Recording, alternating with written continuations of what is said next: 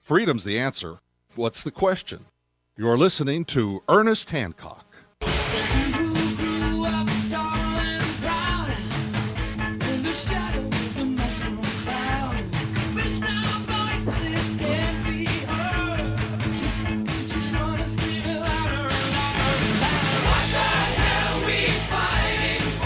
Yeah, what we fighting for here on Declare Your Independence with me, Ernest Hancock, here in Phoenix, Arizona, from the beautiful studios of Freedom's with an S. FreedomsPhoenix.com. We got John Green in. He's always giving us what fur on the Arizona legislature.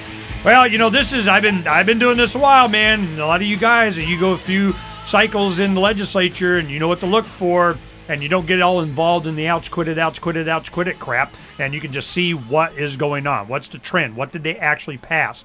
You would learn more, not by just following every single bill. You just look at the beginning to see what they introduced, and at the end of the legislative session to see what they actually passed. And you do that over a few election cycles, and you'll go, we'll see what they keep trying to pass, and then what they finally get passed. You know, a lot of the other stuff is just special interest payoff, make sure, you know, give me a contribution next time I'll introduce it again. I mean, you know, this is just, well, what's the big thing? You know, John, let me tell you what I've been talking with the audience about while you were doing the other interview. We have, right now in today's Freedom's Phoenix, we have, I want to pull this up so you can read this good. Congressman John Shadegg is named Goldwater Senior Fellow. I saw that. Okay.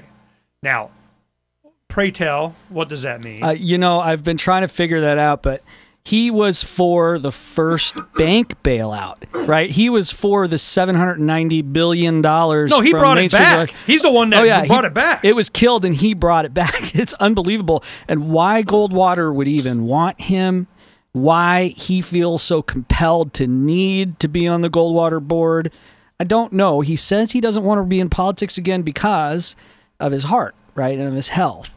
But who knows? I mean, when Arizonans elected John McCain, they didn't really elect John McCain. What they did was they elected the Republican Party to occupy that spot. John McCain's 76 years old, and folks, he's not in good health, so he will not be there 6 years. Now, I don't know this for a fact, but I mean, just average age of males in the United States. So some other Republican is getting appointed there. It could be Ben Quayle.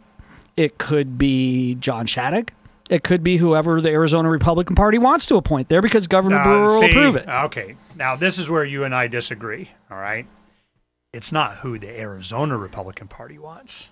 It's whoever tells them what they want. It's up to the executive committee of the state party. And yes, there's a lot of pressure that can be brought to bear on them. But anyway, so there we have our difference. All right. No, this is much bigger fish playing this game. But an interesting part is it also then will leave probably a congressional seat over for yet another appointment. So that's the game. It's hold the slot. You're not electing the person. You're electing the party to hold the slot. And then the party just makes appointments of whoever they want into those slots. Okay. So my opinion is that on the global big giant, oh my goodness, we rule the people kind of livestock, make your contribution here thing, they know that John Shadegg is one of their boys. I mean, as he demonstrated he's to be counted on. Oh, no, he will fully sell out his constituents to advance the elitist interests. There's no doubt about it. Done. He already has. Okay, done. Then he goes over to Goldwater Institute. Why would they hook up? What is going on? You know, I don't know, but I did get some sense that the Goldwater Institute, through their theoretical support of public-private partnerships, is in agreement with the Arizona Corporation Commission to pass this Arizona Economic Development Authority. Arizona Economic Development Authority. Now, have we heard about this much before? Has this been something? Turn off cell phones.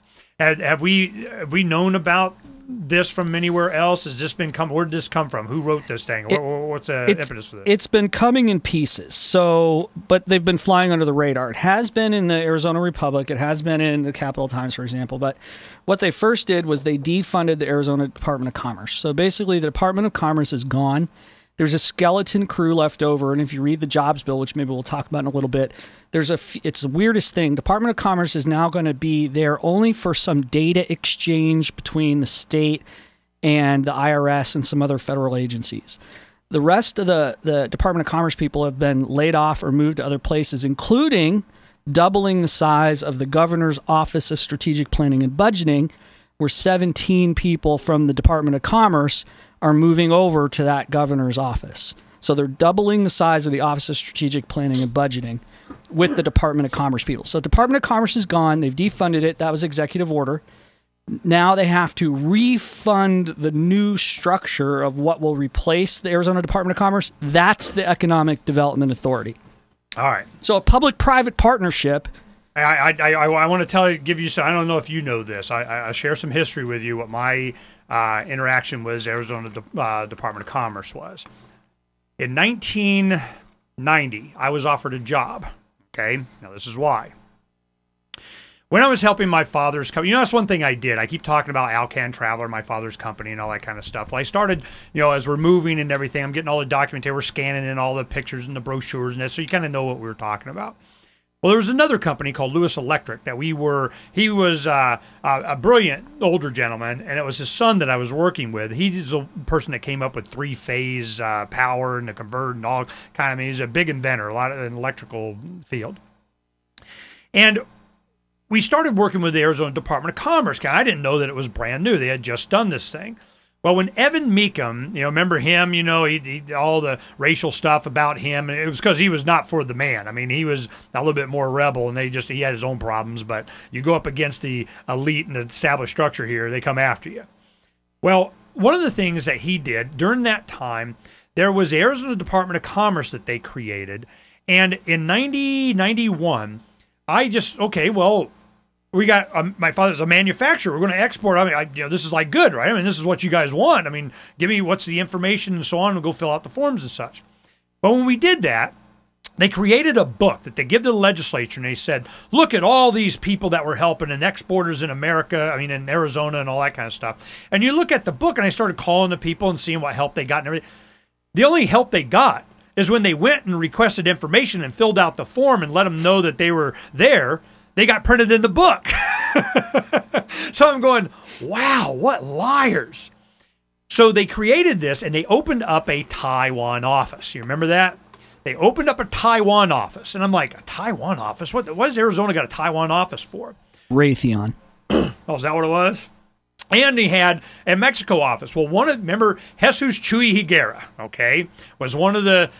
during ASCAM, it was a bribery sting, and he got nailed and so on. I met with him just a little bit before this, and he was open about it. Well, my clients wanted me to introduce this bill. I go, you mean constituents? No, clients. What are you, stupid, boy? They pay me. I introduce legislation for them. That's how it works. Where's your money? They thought that I was part of a lot because I made the mistake of saying these words.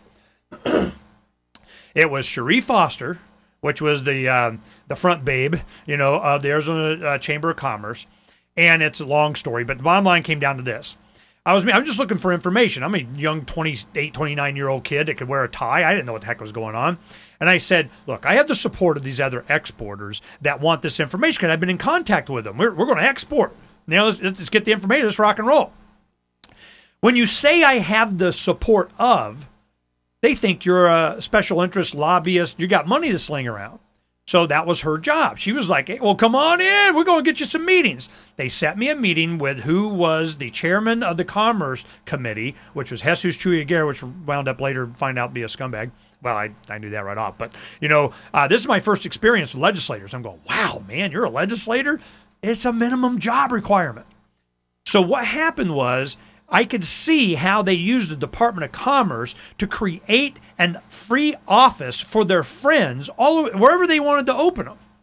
So I'm going, oh. I started checking the budgets.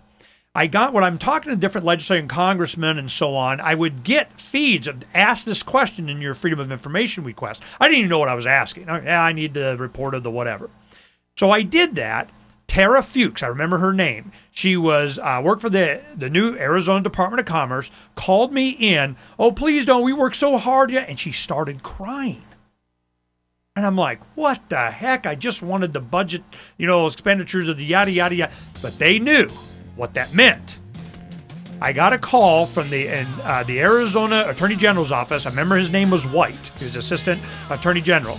And he goes, you're not getting this information. And I go, well, the law says, he goes, sue us. Really? as a young man in my 20s. You know, I understood how bad this was. Well, what do they do now? They're just doing away with the Department of Commerce and just putting it straight into the governor's office.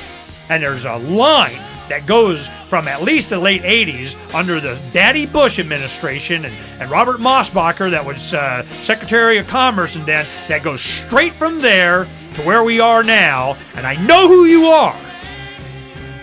But it's up here where we're free. You just keep doing what you're doing. You're my best recruiters. We'll talk about more when we come back.